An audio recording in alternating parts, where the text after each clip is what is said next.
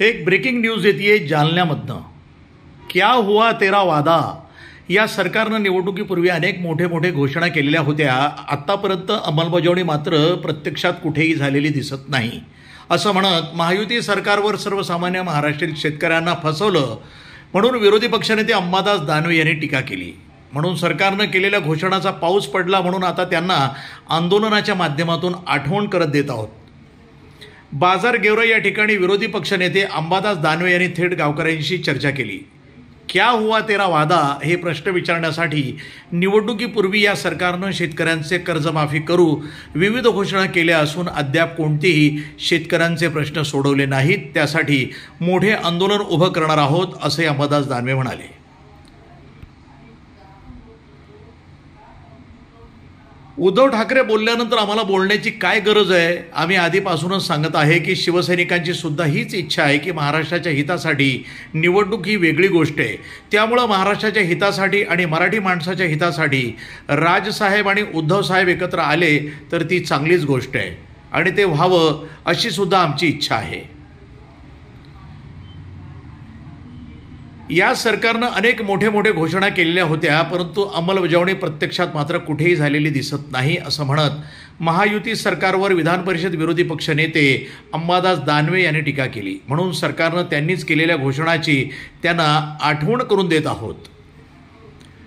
भास्कर जाधव हे मोठे नेते आहेत, त्याबद्दल मला काही सांगता येणार नाही। जालिंदर सुपेकर हा अधिकारी करप्टेड आहे अशी टीका विधान परिषद विरोधी पक्षनेते अंबादास दानवे यांनी केली।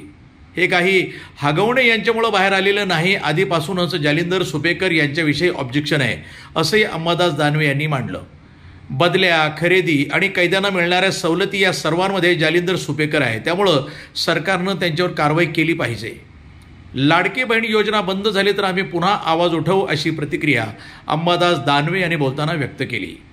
नाही अशी वेगळी झाली की आता तेच होणार जे महाराष्ट्राच्या मनात आहे असं उद्धवजी बोलल्यानंतर आम्ही काय बोलायचं? आम्हाला ते हे पण आम्ही तर आधीपासूनच सांगतोय की शिवसैनिकाची पण ही इच्छा आहे महाराष्ट्राच्या हितासाठी। निवडणूक वेगळा विषय आहे पण ह्या महाराष्ट्राच्या हितासाठी मराठी माणसाच्या हितासाठी जर उद्धवजी आणि राजसाहेब एकत्र आले तर आम्हाला तर सगळ्यांना आनंदच आहे आणि ते व्हावं अशी इच्छा पण आहे। बरं, क्या हुआ तेरा वादा या थीम अंतर्गत आता जनआंदोलन तुम्ही खरं सुरू केलेलं आहे। आज या ठिकाणी तुम्ही संवाद देखील साधला आहे, काय सांगा? मी आज पूर्ण जालना जिल्ह्यात आहे अशा पद्धतीनं बदनापूर आहे, अंबड आहे, घनसावंगी आहे, परतूर आहे, मंठा आहे, सगळ्या ठिकाणी मी जातो आहे।